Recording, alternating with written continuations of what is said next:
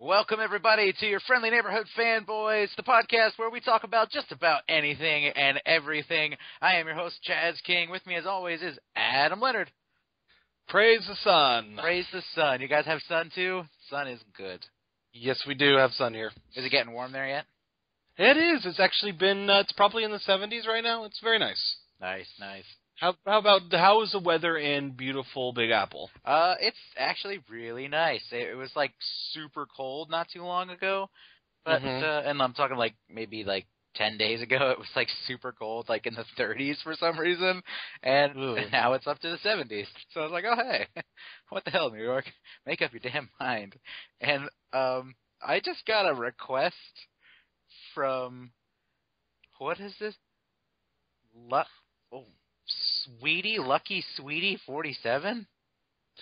Yeah, I get so many random Skype requests from people, and I'm sure that they're probably like, I don't know, phone sex workers or something like that. They're like, hey, sweetheart, what you doing?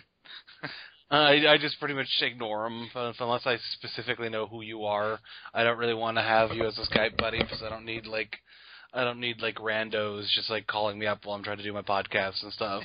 Serious. Like, hi. Or actually it'd be more like, hey, what's going on? You want to see my penis? That would be kind of fun though if we accepted one of those friend requests and called them up in the middle of the podcast. It's like, hello? It's like, hey bro, you're on a podcast. See if they have anything to add to the mix, as it were. Sure, here's my penis. Herpes. So much herpes. Ew. Remember chat roulette? I do remember chat roulette. Is that still a thing?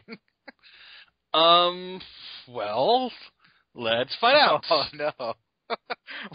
Well, Adam does that.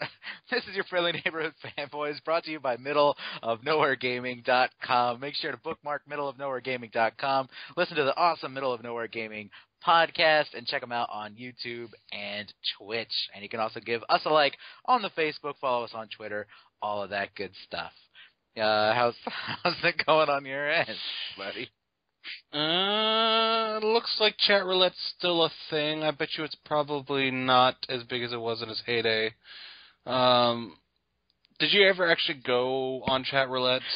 Only at a large gathering of, I can't even remember what it was or what it was for, but it's like, let's go on chat roulette. And I'm like, what the fuck is that?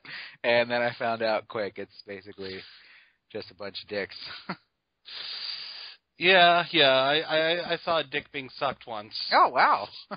So it was just kind of like an obscured camera. It was just honestly some lady kind of going to town and some big hairy hand kind of occasionally bobbing around in the background. Wow. This is not a family-rated podcast. Nope. Hopefully your children or little brother or whatever is not listening to this particular episode. And it all started out with an innocent conversation about Shanghai Disneyland. So you said you were just watching a video about Shanghai Disneyland, right? Yeah, it was like one of those weird little, the internet things that pop up on the social medias that are like 30 seconds long saying, it also has this, and look, it's got this. And it kind of blew my mind. And the city itself is blowing my mind right now, too, because I just typed in Shanghai to the image search. Mm-hmm. My goodness, what a trippy place. I need to go to here. Wow. Yeah. Yeah, it's crazy. I as you know, I occasionally appear on the Creepy Kingdom podcast, which is an awesome podcast you should check out if you like Disney stuff. But I actually did an episode with the main host about Shanghai Disneyland, and first of all, it's kind of crazy because I think I did the research because there's another Disneyland in China. And it's crazy because I think if I remember right, when I checked it out, the distance between the two parks were essentially the distance between here and I think LA. Wow. That is a real small span of area to have two Disneylands. Mm-hmm. Damn, Shanghai looks like Metropolis. Mm-hmm. You think of Superman, you think of Metropolis, you look at Shanghai and you go, yeah, that's where Superman lives. It's got like the islands and the water and the buildings that look like they're not from this planet. Dude. So have you actually looked into what's inside Shanghai Disneyland? I have not. I just saw that video and went, what? This is cool. Let's pull up the Shanghai Disneyland Wikipedia page. What is this place? Oh, my goodness. What? Is this an apartment building? There's this weird, what is it called? Heatherwick Studio wants to build an apartment building in Shanghai, and it's covered in trees, people. It's covered in trees. You should look it up. Oh, my God. This is so cool. I want to be here, and I want to be Superman. Like I said, we just need to win the lottery, then we can go. Ooh, smog. Sexy. Makes me feel right at home. New York City, baby. So, first of all, they have instead of like Space Mountain at Shanghai Disneyland, they have a Tron roller coaster. What? When? It's called the Tron Light Cycle Power Run. Dude, is it a dark ride? I'm pretty sure, yeah. Wow. So they've got like Tron, and it's got a completely new, like state-of-the-art Pirates of the Caribbean attraction. Not like either of the pirates we've been on, but like some completely new Pirates of the Caribbean ride. Cool. I think they have a Marvel ride of some sort there. I'm trying to see if I can confirm that. That would make sense, because it's not... It's probably the rights are different when it comes to different countries. Mm-hmm. Does Canada have any, like, big amusement park? Because I was just thinking about it. I'm like, man, Canada seems like it might have one, but it might also get too cold. I don't know. I mean, not everywhere can get too cold. It does. At very least, I know... Hold on. Entertain the masses. Okay. Ooh, look at this. This is a roundabout, and it's got 3 skyscrapers. I'm serious, folks. Look up Shanghai in your Google image search, and you'll be blown away. You'll want to go there. I need to go to Shanghai. I also want to go to Tokyo, and I also want to go to Venice. And what are some places you want to go? You can email us at fnfanboys@gmail.com. Tell us places you want to go in life or maybe in conversation. Where do you want the fanboys to go in conversation? That's a segue. I'm not good at those. And I'm not like a Canada amusement park expert or anything like that, unfortunately. Maybe someday, but I do know at very least there's a place called the West Edmonton Mall. It's one of the largest malls in the world. Has both a theme park and a water park inside of it. Awesome. Mm-hmm. That's true a fact. win. Yes. I love water parks. I haven't been to a water park in so damn long. We keep on talking about going to one, because there's one over kind of outside of Portland that is a hybrid water park / air space museum. Yes. I have heard of this place, and I really just never went. Yeah, we keep on talking about it. Maybe one day we'll actually pull the trigger on it. And then also up in Washington, there's this place that's called the Great Wolf Lodge, which is like a complete resort dedicated to amusement or water park stuff. Very cool. Yeah, I know some of our friends have talked about going, though I think it's mainly like a kids type of thing, so it would be kind of weird to be a group of adults there. I don't know. Yeah, it'd be like, hey, kids, is that your birthday? That's cool. Then again, this is coming from the guy who went to like Disneyland by himself not so long ago. Hey, that's okay. We went to Enchanted Forest multiple times. Oh, yeah, I'm going again soon. Yes. Enchanted Forest, for those of you who are not from Oregon, is our wonderfully ghetto amusement park that we have in Oregon. It's ghetto in the most charming way possible. What else would you like to elaborate on that, Chaz? Let's see. They've got a roller coaster that literally around a corner I bumped my head. And I'm like, damn, that really fucking hurts. Well, it's like a roller coaster that it should be noted does not have a seatbelt or any kind of restraint thing, and they just put you in a little plastic shell and say like, well, good luck. Yep. Hope you survive the trip. Oh man, and like the special needs witch and and like the world's worst haunted house. Yeah, oh, the haunted house is so janky. And yet, like, somehow, some way, no matter how, like, ghetto and out of time, like, the whole park is, they still have some weird, like, state-of-the-art laser tag ride. A laser tag ride that didn't you say, like, Disney representatives, like, went to see this ride? That is that is what I read. It was years ago, so I can't, like, pull up a story that says, yes, it's absolutely true. But it's my understanding that, yeah, they did actually visit there, and it was because at the time they were creating Toy Story Mania, or Midway Mania, which bears a little bit of a resemblance, I suppose, to the ride. Though, actually, I would say that probably Challenge of Mondor, which is our laser tag ride, is probably more like Buzz Lightyear's Astro Spin, I suppose, than Midway Mania. Did you ever go on the Buzz Lightyear ride when you went to either of the parks? No, it was too crowded both times. Okay, it's fine. Yeah. This is Middle of Nowhere Gaming's #1 amusement park podcast. Yes, we could do that. Let's see what else is happening in the world. Rita Repulsa got a picture, aka Elizabeth Banks, in the upcoming movie, and I think she freaking looks awesome. I think that's a good piece of casting.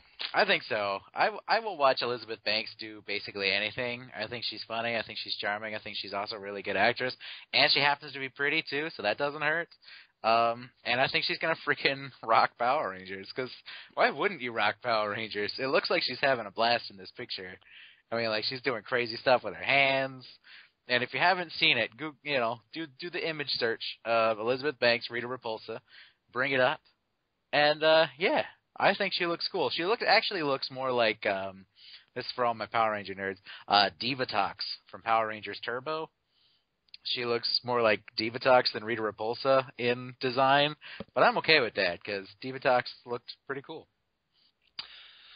So, okay, let me ask, because I am truly curious, and I want to hear what you have to say, because I'll admit that there was a hot moment when I was a kid where I thought Power Rangers was cool, and then that moment passed, and while I don't have any active dislike for Power Rangers, I just never really thought of it again. Mm-hmm. It definitely seems to be something that's very much caught your fancy. So what is it exactly about the Power Ranger shows that still resonates with you now?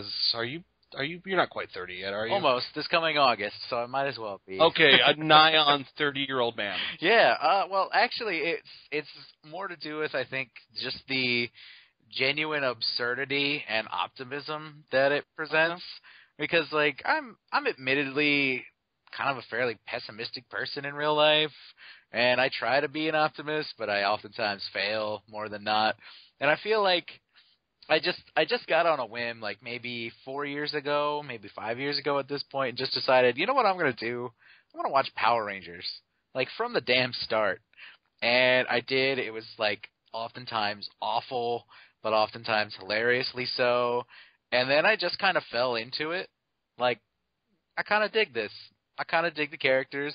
It's almost like, I'm not a big Archie fan, but the way the original Archie comics have been described to me is that they were fun to, like, pick up, read, and by the end of it, you're like, yeah, that was fine. That was cool. It's like a little cookie.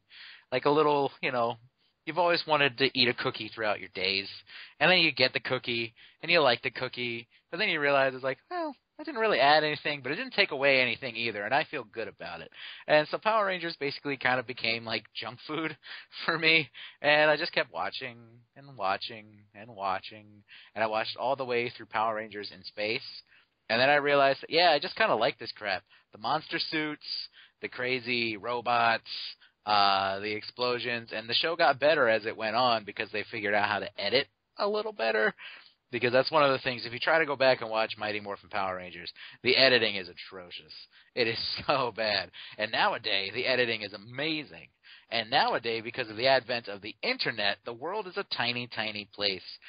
And there's a certain website that I'm not sure if I can name or should name, but I go to it and I'm able to watch the Super Sentai series, which is directly from Japan. It's translated by fans who are clearly, probably more of them are Japanese who do the translating than English, native English speakers, I should say.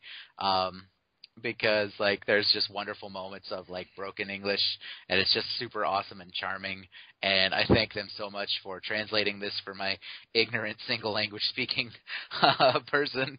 And yeah, I get to watch all the things as they happen in Japan. Like a couple days later, I'm watching what is it? Dobatsu Sentai Juoger, I think is what's going on right now. And that's really fun. It's really cool. It's about animals, and all of their animals look like Minecraft creatures.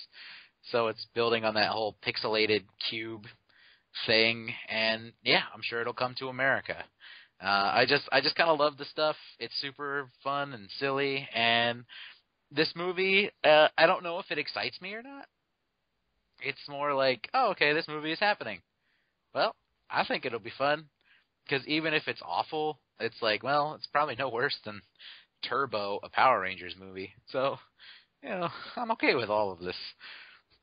So do you really think it's gonna come to America though? Because like, and I'm not saying that in like a negative or pessimistic way. You know, what comes to mind is that we live in a different age from when the first Power Rangers came out, because if you've kind of noticed, other than like Nickelodeon and really Cartoon Network, like the idea of after-school cartoons, Saturday morning cartoons are completely obliterated at this point. Yeah, well, I mean, Power Rangers are still a thing, believe it or not. Where? So where does Power Rangers air now? They air on Nickelodeon. Okay. Yep, all right. They're a Nickelodeon franchise.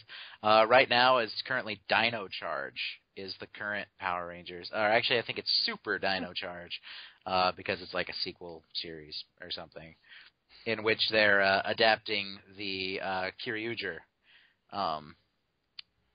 Japan stuff. So they've every single Sentai, every single Super Sentai series since oh man, I can't remember the name of the original Power Rangers at this moment. But every Super Sentai series since that series has been adapted in one way or another, whether they're just using the robots or using the full-on costumes and footage. Because they'll get the costumes from the Japanese studio and use them to film new stuff and splice in all of the I'm a high schooler stuff that we like. So now has like kind of the field for this type of TV show kind of narrowed down to the point where it's basically just Power Rangers? Because if you remember, like back in the 90s heyday, there was like Power Rangers came out, and then there was like about a gazillion and one like knockoff shows that were basically Power Rangers, just with like a different set of action verbs and stuff that kids think are cool.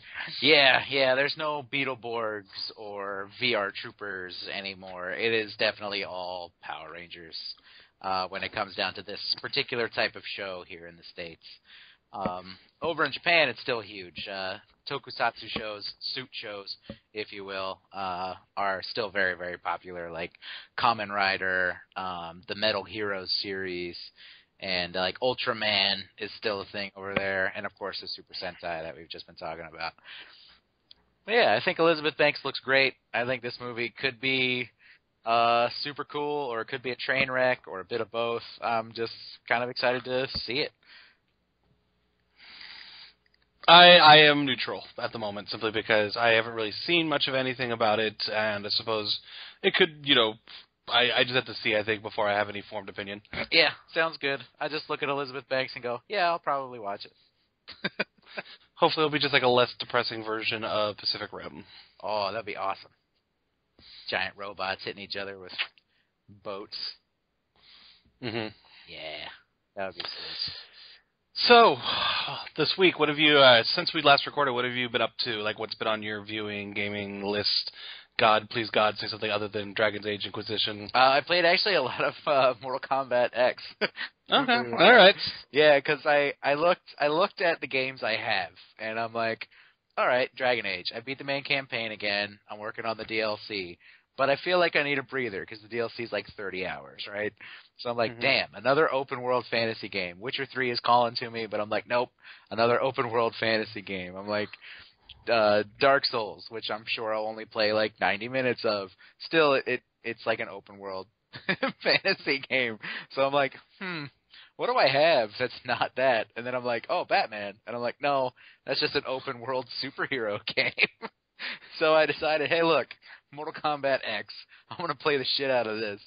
So I've been beating people up with Cassie Cage, and I tried online for a moment.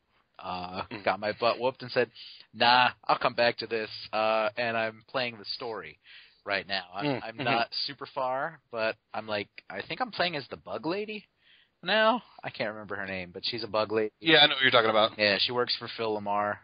That's cool. Who's like a Mayan, I guess. Mortal Kombat. It's been really fun, actually. Nice change of pace. All right. I'm gonna have to up the stakes here. Okay.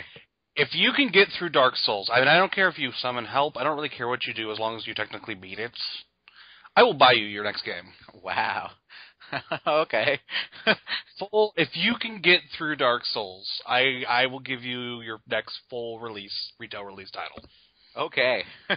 I will accept that challenge. You heard it here, folks. Because I want to see what happens when you try to play this, and I want you to really try to play this, because I am really curious, and maybe you'll do better than you think you would. Because I had no interest in hard games whatsoever. Probably, honestly, 5 months ago. 5 months ago, or no, even less than that. Sorry, 3 months ago. I literally bought Bloodborne for the second time, right around my birthday, and now 3 months later, I have beaten Bloodborne twice.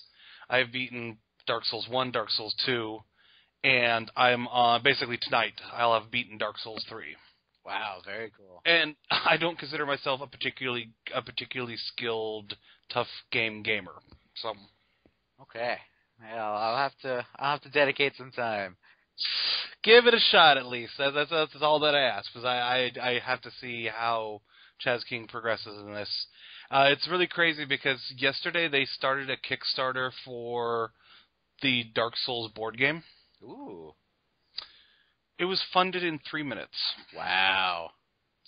They were asking for $70,000. Today, they have over $1 million. Damn, good for them. But, that's not them directly. It's a company. It's a British board game manufacturer that got the rights and the blessing from software to make a Dark Souls board game. And yeah, it's just gone nuts. By the time I got a chance to pledge on it, it was already 500% funded. Wow. There is a Dark Souls comic book. Really? Yeah, it just came out today. Issue number 1. If you'd like me to pick that up, I can probably do that for you. I would definitely glance at it, because I did not know it's Dark Souls comic book. Actually, probably never mind, because the initial reviews are really terrible for it. Okay, well, let's ignore that. Partially because I think we've got a comic book project that we're undertaking here very soon, in fact. Yeah, next month, that DC Hanna-Barbera stuff, baby. Did you hear that also apparently, I was reading a news story within the last week that Hanna-Barbera is attempting to create, a Hanna-Barbera, quote-unquote, cinematic universe. Oh, my goodness. If only we trademarked that phrase, right? Cinematic universe. Mm-hmm. Just imagine. We'd be rolling in the dough. It's just, it's so funny because it's now that Marvel's done it, it feels it's not even just comic book films. It's everybody. They're trying to create, a Universal Monsters cinematic universe now. Yeah. Is that going to form around Tom Cruise's The Mummy? That's coming out soon? I don't know. I'm sure that probably would play into it somewhat. Yeah. Maybe Hugh Jackman can reprise his Van Helsing role with singing Frankenstein. I always remember singing Frankenstein when he's swinging from the wire. He's like, I just always thought it was really funny. It made me sad, but somehow it felt like Van Helsing had a lot of possibility and then didn't really live up to any of it. Truth. Are you, do you care? Are you excited about the Tom Cruise Mummy? I just honestly don't care. I really liked the first two Brendan Fraser ones. I thought the Tomb of the Dragon Emperor was just garbage. And then I just kind of stopped caring. Like, I have to admit that I was honestly not a fan of the Mummy movies, partially because I think specifically the reason why is it wasn't what I hoped it would be, because, like, when I originally heard they were making, they were doing, like, a new Mummy film, I was like, oh, that's cool, I kind of want this, like, dark horror movie type of thing, this monster movie, but then it was just, like, a little too lighthearted and silly for my liking. Mm-hmm. Which I don't know if that's going to change at all with this new one, but yeah, we'll have to see. I mean, I'm actually more intrigued by that Hanna-Barbera verse. Bring back freaking John Goodman as Fred. I think they're not talking live action. I think they're talking more about, like, I don't know if it's going to be animated movies or TV shows, but taking, like, the actual animated properties and crossing them over, which, they've done in the past. There was definitely the Flintstones meets Jetsons. Mm-hmm. Did you hear that, like, fan theory about how the Flintstones lived on the Earth's surface and how the Jetsons just lived up in the clouds and they were actually on the same planet? Huh. I thought that was kind of crazy. Interesting. Yeah. I don't know if there's any merit, but I'm okay with that. That's cool. That's weird. And kind of twisted. Super twisted. Really dark. It's like Elysium, but in Hanna-Barbera verse. It was actually kind of confirmed this week after a lot of kind of talk and rumor and stuff that I know, like, a lot of people are really rolling their eyes about this, but I am probably one of the few people out there who's, like, legitimately excited and thinks this might be a good idea. Have you heard that they're doing a 21 Jump Street Men in Black crossover movie? Yes, I have heard of it. And to me, like, it sounds like all kinds of brilliant. And here's why. I did not give a shit about when they said, we're going to make a 21 Jump Street movie. I didn't care. I'm like, it's a show I never watched. Why do we need reboots, et cetera, et cetera, et cetera, et cetera. But then, I started seeing the trailers for 21 Jump Street, and I'm like, okay, this movie actually looks really funny. And sure enough, it was a very funny film. And then they make a second one, and it's like, well, okay, so what are they going to do? Like, is this... And then the second one, I thought very brilliantly did everything right that it should have done as a sequel. Like, I like the fact that it was constantly very self-aware that it was a sequel and kept itself honest with making cracks about how they were just going to be doing the same old shit and stuff. Mm-hmm. And so I thought the second one, in my opinion, actually I thought was better than the first, for me. Mm. And so I think this is absolutely appropriate for, like, the third movie, because it's kind of like what we always learned in improv, is that you should make a stronger choice, and then eventually you just go to the moon with it because, just to bring it somewhere. And this is them going to the moon. It's like, instead of doing yet another kind of crime type of thing, they're just going to, like, the biggest possible escalation, which is if they join the Men in Black. And I think that has all the seeds, all the foundation for something brilliant. Yeah, 100% agree. I'm super stoked for this. When I heard the announcement, I went, yeah, that's going to be funny. Because, the first two were very entertaining films, and now you just, take it to space, fight some aliens, do whatever you want.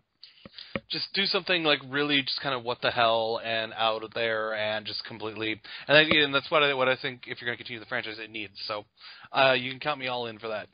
Yeah, do you think, depending on the success, what do you think they'll do for a fourth one? I don't even know if I think there is going to be a fourth one. There could be a fourth one, but it kind of feels like this might very well be, like, the very fitting end to that whole kind of set of movies. Yeah, like a nice concise trilogy is good. Because I don't see this as an opportunity to reignite the Men in Black franchise. That's not what I'm seeing coming out of this. What? You don't want a 21 Jump Street Men in Black shared cinematic universe? I think I could do for one movie. Like I said, one movie's fine. Yeah, that's good. So let's stay in the realm of movies. Did you hear about this?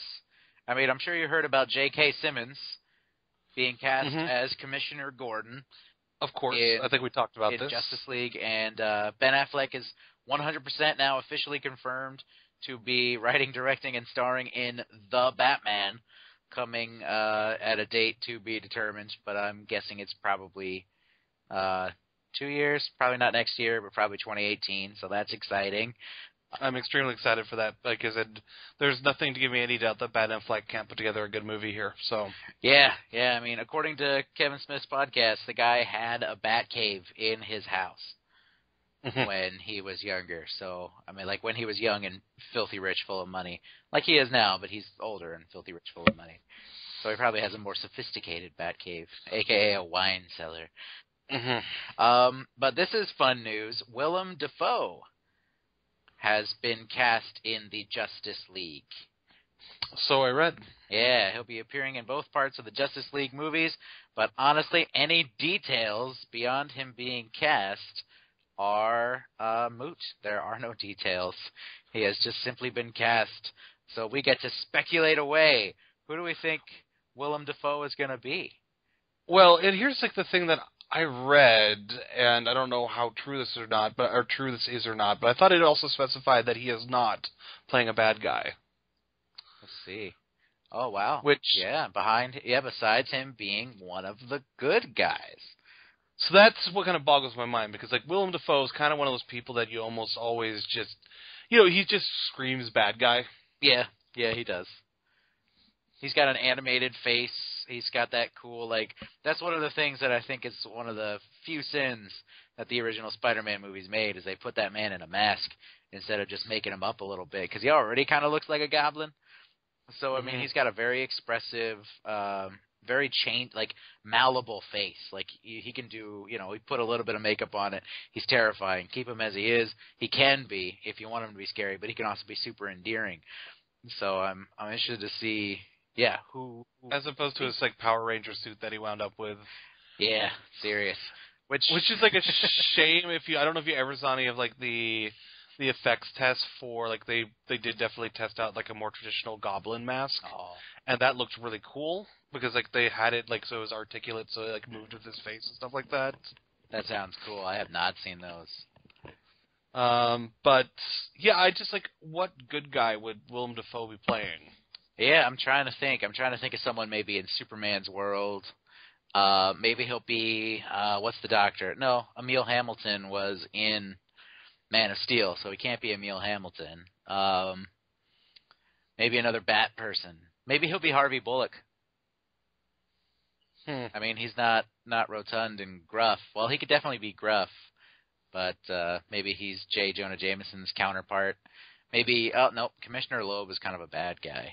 So he can't be Commissioner Loeb. And this is just the Justice League, so it's not going to be Batman's world that we're living in. It's going to be Batman's friend, or Superman's friend, Bibbo. That would be amazing, actually. Why did it have to be him, God? Why not me? Awesome, dramatic 90s comic panel. Oh, God. There were so many terrible things going on during the 90s, Superman. Oh, so good though. Who else could he be? Man, speculating away. Do you have any other good ideas? Maybe he's John Jones. I don't think so, but I'm reaching. Things that won't happen, but I will just throw it out there because maybe if it's in the either, it'd be cool if it happened. How about the question? Oh, wow. That would be outstanding. If he was freaking Vic Sage, just hey, I'm going to ask all the questions with my featureless face. Man, that would be cool. Maybe he can't be old Steve Trevor. Because Steve Trevor's probably dead by now. if he fought in World War I. Damn. Yeah, it'll be interesting. Wow, is Justice League coming next year? That's coming real soon, isn't it? Wonder Woman is next year, and then I think Justice League is very early in 2018. Let's see. I think it's spring, I want to say, because I know Wonder Woman is next June or end of May. I think she got pushed up. I think she's the first weekend of June or the very end of May. Oh, no, I'm not imagining it. November 17, 2017. Damn. That's next year. And I'm very curious because they have I would say still a lot they need to fix if they're going to make this franchise viable, in my opinion. So it's kind of like... Yeah. As long as that Wonder Woman movie is good, I'm okay. As long as that Wonder Woman movie is good, I will be okay with life. And you know me, I'm always like, well, the comics are the source material, so, I mean, I've spent hours with those. If this 3 hours isn't good, that's okay. I can move on. But yeah, I really want Wonder Woman to be good. I'm like unhealthily emotionally invested in the Wonder Woman movie being a good thing. So expect either a sigh of relief or like just tears when that movie comes out. Whether they're good tears or bad tears, that remains to be seen. Yeah, what else is going on in the world? Captain America Civil War is only 2 weeks away. That's exciting. I know some people who have already seen it. Bastards. Have you? I know some people. How do they manage to swing this? Premiere shit. Yeah, some benefits, some perks that I can't explain because, yeah, we're not at liberty to. But, yeah, that positive, overly positive. I've been hearing a lot of mostly good. I was actually surprised to see IGN's review so low after hearing everybody rave. Yeah, I'm excited to see what they do with that story because even though like I know they screened it for critics like an entire month before the release of the movie, like 2 weeks ago. They screened it, and I know it's just getting overwhelmingly positive reviews. And yeah, I'm interested to see what they do with the story because luckily there's been no spoilers out there in the world, even though they screened it a month early. I'm actually impressed with the lack of spoilers from the internet. So good job, internet, which is something I never thought I'd say. Yeah, I guess I wasn't shocked about IGN's review. Generally, I like IGN as a kind of resource source for most things. I tend to find the people that do their movie reviews tend to be on the negative side. It feels like the scores I see being given to movies generally are much, much lower than other media on the site. So I don't know what the story is there, but yeah, movies and comics are the two things that I kind of like go, damn, these guys are nitpicking everything on their website. But hey, that's to each their own. It's probably just a bunch of a different crew doing everything because they're just like a giant entity. Yeah, I'm excited to see what the future brings for all the comic book movies because we get Doctor Strange in November as well this year. Suicide Squad in August, and then followed up by Doctor Strange. So we get 4, depending on your view, 4 awesome and interesting superhero movies this year. What did you think of the teaser that dropped during our little break? For Doctor Strange? Yeah, for the Doctor Strange teaser. Liked what I saw so far. I think they have a little bit of a hard road ahead, at least promotionally for this, only because I think Doctor Strange is a very, very different film than most other films in the Marvel Universe. And so, so the trick is through their media and promotions to try to kind of convey like what Doctor Strange exactly is, which is kind of a mystical mind trip. And I thought like the trailer did a pretty good job of showing that off. Yeah, I really like the special effects sequences where it looks like a freaking kaleidoscope on the floor and the walls and that guy going down that hallway, moving everything out of the way. I'm really excited to see what kind of visual play that we get. Like, are they just gonna? Hopefully they're just going to have fun with the different possibilities of visuals and that kaleidoscope theme. So I'm excited to see this movie. I think it'll be fun. Just another to the list of Marvel's great successes. Once again, everybody's got to find something to lose their mind about, and in this one in particular, it's the whole fact that, trying to remember which actress it is. Tilda Swinton, yeah, everybody's losing their mind over the fact that she was cast as an Asian character, which I don't know. I think it's a slippery slope. I suppose I could see the argument, but I can too, but it's freaking Tilda Swinton. Like, she's pretty fantastic and super androgynous. Like, I'm gonna be that guy who says, like, Tilda Swinton's pretty androgynous. She's a great actress, and they're trying to create, to me, the Ancient One is like a super powerful being. It doesn't have to be an Asian guy, because see, like because here's the thing, and I'm gonna be that white guy who's calling people out because, I'm ignorant or whatever. But he's an old Asian dude with a Fu Manchu who wears a robe and stuff. If they did that approach, all of a sudden it's like stereotypical Asian in a movie. So you're damned if you do, you're damned if you don't. They got a great actress, and also it's an actress, not an actor. So, get mad about one thing, but not about another.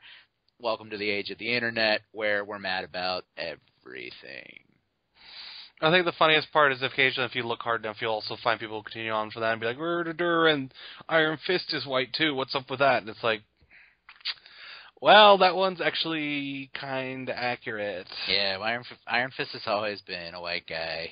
He's Tony Stark with martial arts instead of a suit.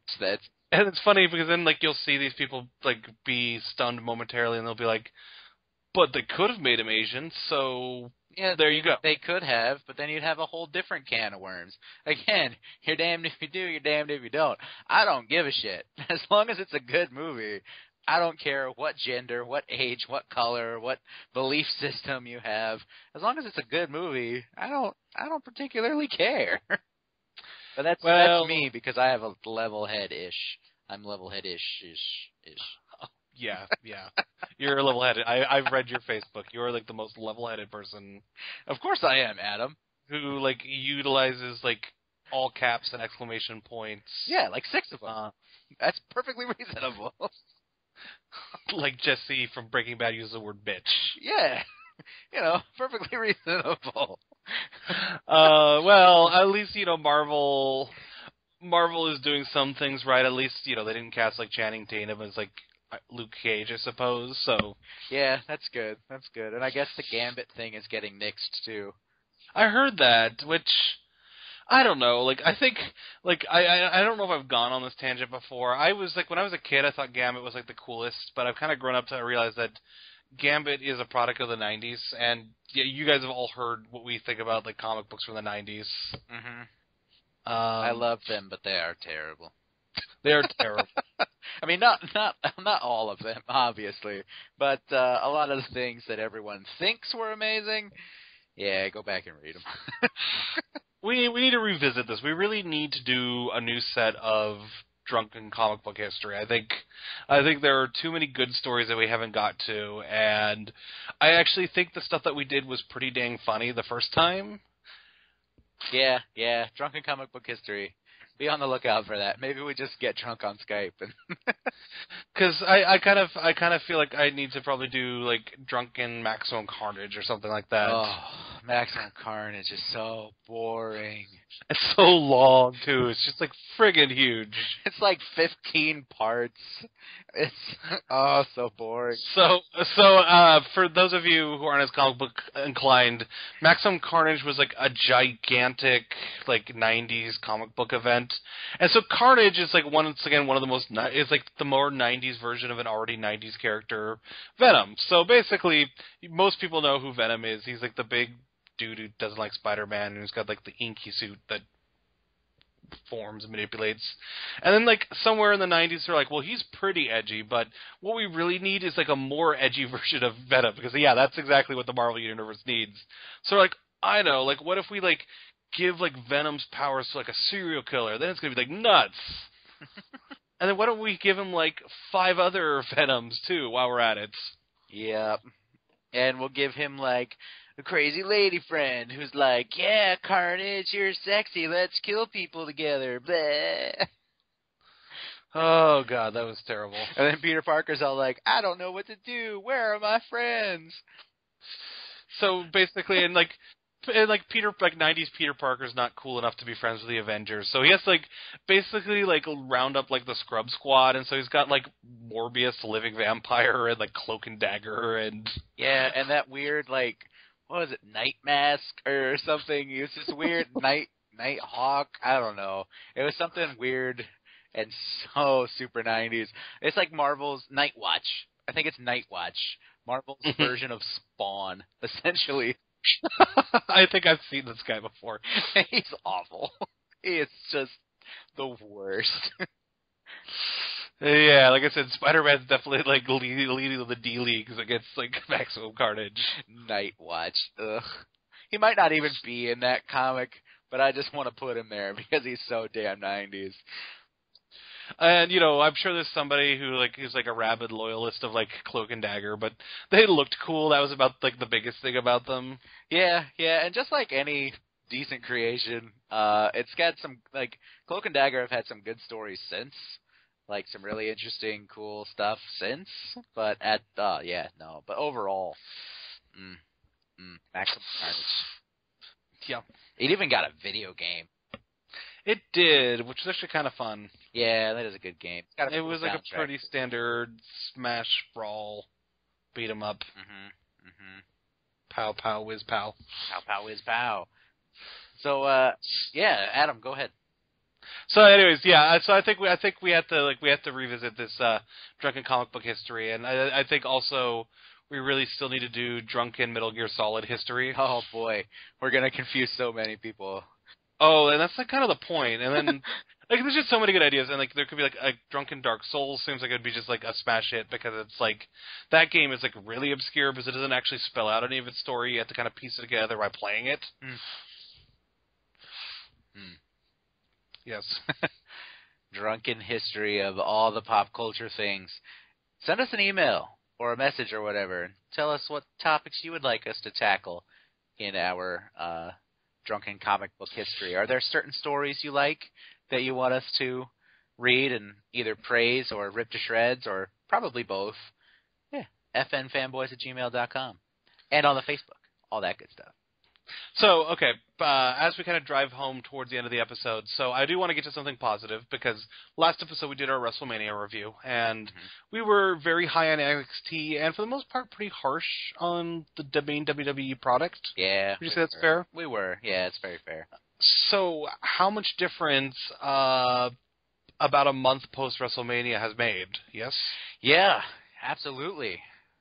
What is this still the same company? Yeah, but it just feels like they turned heel and started. They just turned on their heels and started doing everything opposite the second they got out of WrestleMania. Like I said, Payback's about 2 weeks away, and this is probably one of the cards I've been most excited for in a while. Just like looking at all the different matches on there. Yeah. I suppose we could probably go down the list real quick. So.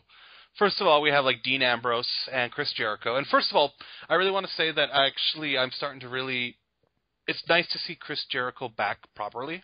Yes. Because like it's kind of gotten to the point where you see Chris Jericho, you're like, it's Chris Jericho. But he's like in and out so much that it's just kind of like when he shows up. But it's like really apparent that WWE's actually invested a little bit in him, and so it's actually really kind of cool to see this heel Chris Jericho actually kind of existing in this environment where it's him as kind of like the old dog with all these like new up and comers, and him still trying to hold his place within the universe. Yeah, absolutely. And can he do it? It's a compelling storyline, and if he can't do it, he's gonna be a dickbag heel, and he's really good at that. So yeah, I'm really actually enjoying this particular run of Jericho's, because he didn't just disappear after WrestleMania, and I thought he was going. Right, he's kind of like real integral, maybe not like to the top card, but definitely to a lot of what's going on right in the middle range. And I don't know if you caught any of it, but I watched just like kind of the beginning-ish of Raw, and basically Shane McMahon has taken away the highlight reel and instead given Dean Ambrose the Ambrose Asylum, so he's got his own talk show now. Nice. And it's really funny because he's got like because he's like his set is like the jankiest thing ever. He's basically got like a a little, like, kind of easel type of thing that you would be doing, like, a presentation for in class with, like, a little, like, it was literally, like, just, like, a little, like, whiteboard that, or, like, a little poster board that says Ambrose Asylum on it. And then he has, like, a stool and, like, a house plant, and that's his, like, set. Nice. And he's really protective of the house plant. Like, he gets worried if anybody's going to do anything that might hurt the house plant. Like Between Two Ferns. It's actually really funny because he was actually out there, like, literally telling jokes and stuff like that. And so basically there's going to be a feud at Payback where basically Jericho's not happy that he lost his talk show to Dean Ambrose, and so they're going to fight. Awesome. Which, maybe not the most high-stakes match ever. There's not a title involved or anything like that, but between those two, I'm expecting an incredibly solid match. As am I. I mean, yeah, that's going to be good, and it'll give Dean a chance to, fire back after that admittedly kind of underwhelming loss to Brock at Mania. Mm-hmm. Mm-hmm. And then we've got Sami Zayn versus Kevin Owens. Awesome. Clearly a matchup up our alleys, being the kind of, quote-unquote smart wrestling fans that we are. Sami Zayn and Kevin Owens have feuded for, I feel like, a decade on the independent scene. They've been tag team partners. They've been enemies. They've had blood feuds. They've had, blood-filled matches where they're, like, ripping the mask off of El Generico, who's, not Sami Zayn. Right. Which, yeah. I mean, they've done some crazy, crazy stuff to each other, and I imagine they're going to continue to do so. Maybe not in this match because it looks like it's just a standard singles match, but I have a feeling it'll probably build towards something fairly insane because both of these guys, admittedly, I think they're both nut jobs. Yeah, they're both incredibly, incredibly talented, some of the best wrestlers in the world, and it makes me incredibly happy to see that their storyline is being featured prominently on WWE television and is going to be given a pay-per-view match, which I'm sure is just going to be fantastic. Yeah, absolutely. Tag team division, they're completely in the process of revitalizing the tag team division. Thank goodness. First of all, once again to point out, now at this point, friggin' New Day is just straight up, overwhelming babyface, which is kind of where they belong right now. Mm-hmm. And they start up a tag tournament, which can be exciting or not, depending on what you do with it, but they've pretty much made all the right choices. They're doing a tag tournament for the number one contender, and now the number one contender finals is taking place at Payback, and wow, oh wow, it's Enzo and Cass versus the Vaudevillains. Which is outstanding to me. Because those are all NXT guys. Mm-hmm. Those are all pretty much homegrown talents. These guys. So this is a proof. The proof is right there that the WWE system works because they have 4 really entertaining guys putting on 2 really entertaining acts that came out of the WWE developmental system. Now they're on TV and they seem to be doing really well. Everybody knows the catchphrase for Enzo and Cass, so. Yeah, I made a point of, I didn't watch it when it aired, I made a point of looking up Enzo and Cass's, not the first match, but it was basically their debut where they kind of came out to give some crap to the Dudley Boys. And just, my God, how, charismatic that team is. Mm-hmm. They were just working the crowd like none else. I mean, particularly Enzo Amore. That guy can talk. Yeah. Yeah, he can. Which is good, because admittedly that's something that's, very, very, very important in this line of entertainment. You got to talk. You got to be able to do it. Personally, I'd be happy either way. I kind of want to see Enzo and Cass go over, simply because I want to see what happens when you put the personalities of Enzo and Cass together with the New Day. Yes. Because that, I think, would be so good. There's a chance they might go with the Vaudevillains, only because, like I said, New Day's kind of babyface now, so they may opt to pick the bad guys out of the 2 teams to be who they face. But otherwise, essentially, they're looking at a babyface versus babyface match. Yeah. But it makes me excited that both those teams are there. It makes me excited that they got clean wins, by the way. It wasn't even any kind of shenanigans. Enzo and Cass beat the Dudleys clean to get to the finals. And perhaps even a little more surprising, the Vaudevillains beat the Usos clean to go to the finals. Very cool. So they're really kind of putting their chips in on these new teams. Yeah. So after that, we have a women's championship match. Unfortunately, does not feature Sasha or Becky, but I'm sure we'll get back to that. I still think it's like a really interesting and a really solid choice. Of course, we're going to have Charlotte with her dad, Ric Flair, in her corner, versus Natalya with Bret Hart in her corner. Nice. I think it'll be great. I have no questions that Natalya's a strong female wrestler. I think adding Bret Hart as kind of like a fail-safe against Ric Flair makes the match that much more interesting and memorable. Mm-hmm. So I'm definitely, like I said, I definitely think they'll put on a strong match. I don't think Natalya's going to win. I don't think so either. I have a feeling that Charlotte is going to hold on to that belt through the summer. Yep. I think it will be SummerSlam, where it's one-on-one with Sasha Banks finally, and that's when Sasha will get the belt. That's what I think. So let's trip backwards. Okay, Jericho to Ambrose. Who do you think is going to win? I'm going to go for Ambrose on this one. Jericho got the big win at Mania, and Ambrose didn't, and I think it just makes sense because Ambrose is a top player. Give Ambrose the W. I would pick Ambrose. The one caveat is unless the WWE is considering moving Jericho towards the number one contendership. Which they very well could do. Yeah, it's not impossible, but I think probably out of the two, Ambrose needs to win because he's got more longevity, he's got more of a career left, and they really need to be building and protecting him. Okay, what about Zayn versus Owens? There's a part of me that would not be surprised if they went to some sort of double disqualification. But I also wouldn't be surprised to see the kind of classic Sami Zayn's getting his butt completely whooped by Kevin Owens at some point because of like a powerbomb on the apron or something crazy. And then Zayn, just because Owens is getting too cocky, rolls him up 1, 2, 3 and scurries out and maybe gets a butt whooping for his trouble. I wouldn't be surprised if that happens. But there's a part of me that's thinking double DQ. I could see that, or double count out. Yes. But if somebody has to win, I would probably lean towards, I think Zayn could probably use it as he's newer. Okay, and then as we said, we have Vaudevillains versus Enzo and Cass. As much as I love Enzo and Cass, I kind of think that probably programming-wise, it'd make more sense to pick the Vaudevillains as heels to take on the face New Day. What do you think?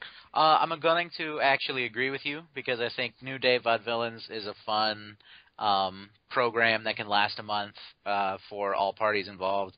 And then you can actually, and we'll get to this a little more once we get to the last match on this list, I think Enzo and Cass would be good opponents for AJ Styles' friends. Yeah, and I think that I don't think they necessarily need to be chasing title. I think they've got so much personality that even if they're not necessarily chasing for a title, you can find something interesting to do with them. Yeah, exactly. And then, of course, we have the women's match, which we talked about. And then we have an intercontinental match, which is going to be The Miz versus the newly returned Cesaro. Once again, Cesaro's finally a babyface. I like that because I think it was headed that way. Like, the fans are just too behind him. Mm-hmm. I'm a huge, huge fan of Cesaro. He's one of my favorites right now. And really, this is kind of one-sided for me. I think Cesaro should win. Just shuffle Miz out of there. Okay. Cesaro should be taking that title belt, and he should be feuding with any number of the people we've been talking about on the lower card. And because, no offense against the Miz, but I'd much rather... I'm much more interested in seeing Cesaro with the belt, and I'd be much more interested in seeing Cesaro feud with Jericho or Owens or Zayn or Ambrose. Take your pick, really. Yeah. That does look like a really solid intercontinental, quote-unquote, like upper mid-card lineup. Like, all those guys can just go out there, put on a great match, make the belt feel important. But I also feel like The Miz is included in that. I can maybe get behind you, but he is a great heel. Despite what you say what you want about him, he's really good at getting people to boo him. And he's also, as Jim Ross likes to use, because I listen to that podcast as well, the Ross Report. He likes to mention beatable heel, a beatable champion rather. Beatable champion is always a good thing to have. Like that title he can lose that title at any point in time because he's beatable, whereas like Brock Lesnar is not beatable. And so there's a part of me that thinks Maurice will get involved, and the only reason I actually want to see The Miz hold on to it through some sort of shenanigans to make Cesaro look like, the Swiss Superman, is that I don't like the hot potato that's been going on with the Intercontinental title. I would like at least like a minor semblance of a reign. Like, even if it's only until Extreme Rules, where there's no disqualification and Maurice is, like, pointless or whatever, is barred from ringside, like, even then, it's like, okay, Miz held on to it for a little while. We got tired of him by the time he lost it. And my only concern is that just like Cesaro's just now back, the WWE does not have a history of knowing what to do with him. Truth. And I really, really need them to figure out what they should be doing with him, because he should be a top-level talent, because he's just simply that good. Agreed. Yeah. And the fans are 100% behind him now, and so, if he's not destined to win this match, fine, but please tell me you have a plan for him. At least give him Money in the Bank. Yeah. Well, Money in the Bank this year is going to be really interesting, I have a feeling. Yeah, with the lineup of guys they have. Yeah, I mean, I think it's going to probably be quite insane, really. Yeah. So, then we got the main event, which has a lot of interesting potential. AJ Styles, the Phenomenal One, versus Roman Reigns. Yes. This match is very interesting to me, mainly because, I don't know, did you see what happened this past week? I did not see it, but my understanding is there was a little bit of a Bullet Club reunion with... Yeah. So if you don't know who the Bullet Club are, the Bullet Club basically is a faction from Japan who were kind of the uber heel, we do whatever we want, kind of bad guy faction. They're like spit on your custom, spit on your respect, we do what we want kind of faction.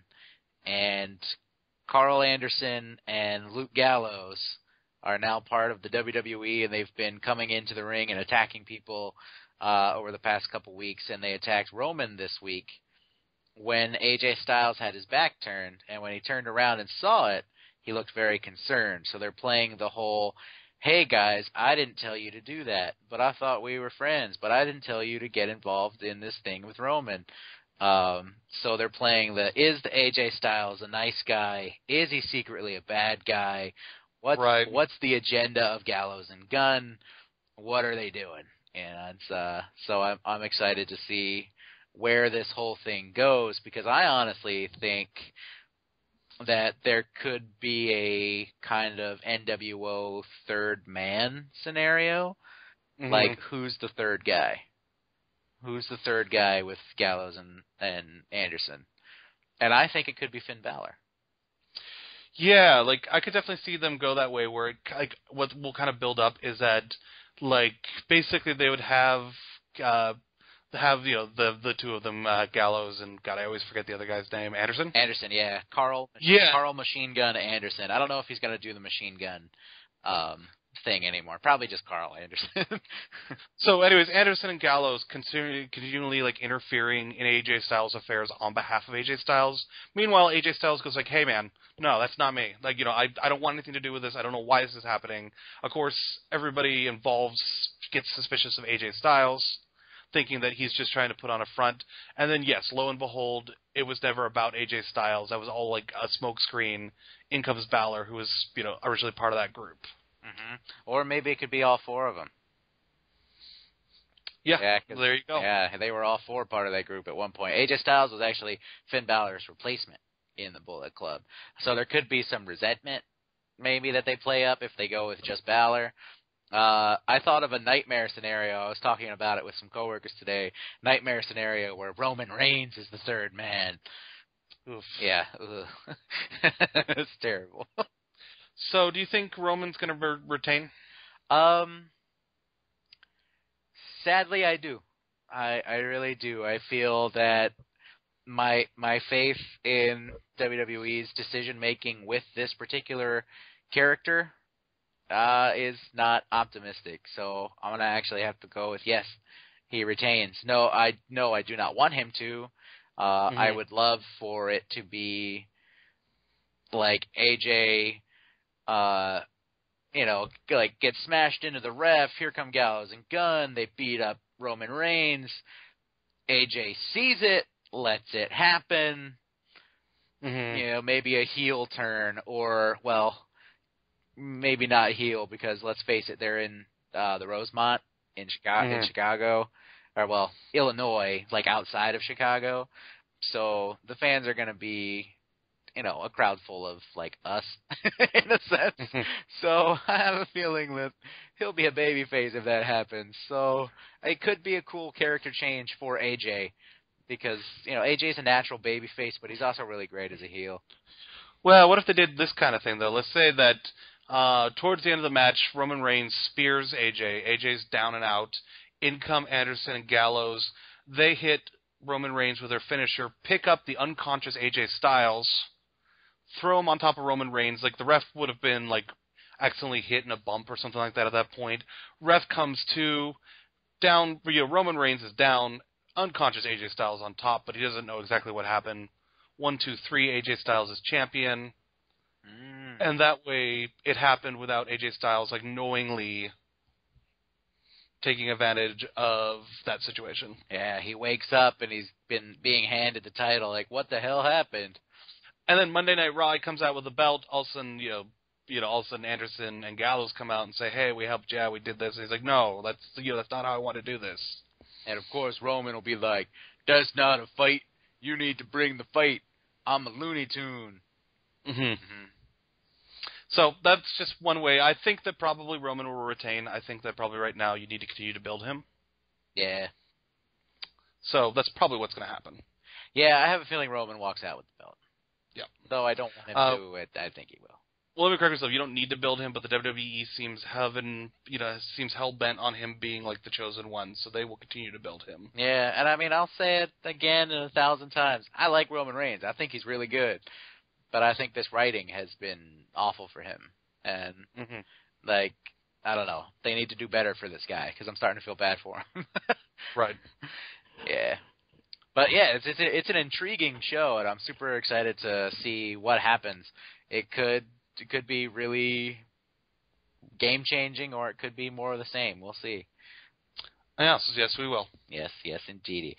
Anything else we want to talk about before we head on out for the night or the day? I think that just about does it. Hopefully we'll get another recording in sooner rather than later. Yes. Maybe with more of a structured show. We'll actually be hopefully having some special guests soon. Don't want to say too much yet until we've got it set in stone, but there should be some voices other than ours in the weeks to come. Yes, and that's very, very exciting for your Friendly Neighborhood Fanboys. Give us a like on Facebook at Friendly Neighborhood Fanboys. Follow us on Twitter at FNFanboys. You can email us at fnfanboys@gmail.com. Brought to you by middleofnowheregaming.com. Make sure to bookmark that page. Listen to the Middle of Nowhere Gaming podcast, the wonderful grouping of podcasts on that feed. Also follow them on YouTube at Mong Plays and Twitch at Mong Plays. Awesome. For Adam Leonard, I am Chaz King. This has been your Friendly Neighborhood Fanboys, and we are out.